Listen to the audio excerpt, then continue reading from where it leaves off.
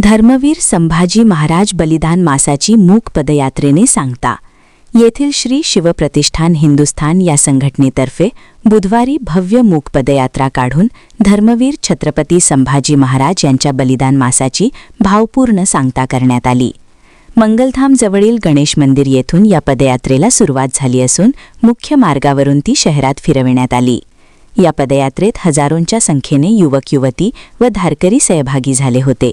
कार्यक्रमाच्या प्रारंभी वढू बुद्रुक येथून आणलेल्या पवित्र ज्वालेचे पूजन तसेच छत्रपती संभाजी महाराजांच्या पूर्णाकृती पुतळ्याचे पूजन मान्यवरांच्या हस्ते करण्यात आले।